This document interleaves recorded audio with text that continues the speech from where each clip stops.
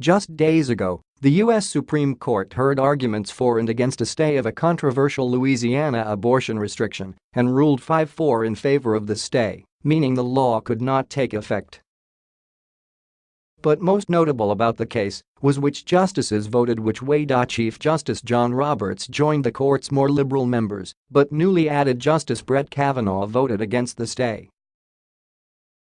That's a pretty striking contrast against what Senator Susan Collins, who was instrumental in putting him on the court, assured America wasn't going to happen.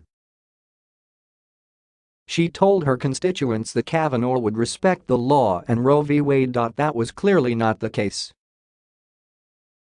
It's not like you needed a whole lot more convincing to understand that Associate Justice Brett Kavanaugh is a terrible person and possibly the worst pick for the Supreme Court in multiple generations.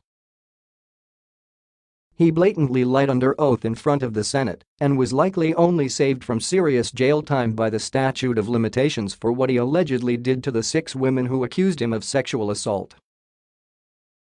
But the thing is, you don't actually have to look that far. You don't need an FBI investigation to know that Kavanaugh mistreats women, and a video tweeted just weeks ago and retweeted more than 100,000 times proves exactly that with Kavanaugh's own wife, Ashley.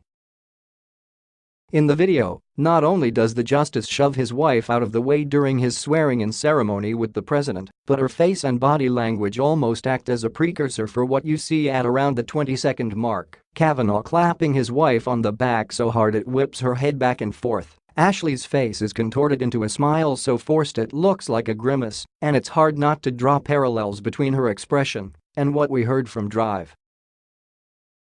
Christine Blasey Ford during her testimony before the Senate on September 27, the patterns of behavior for an abuser, regardless of sex or gender, rarely change as they move through their life.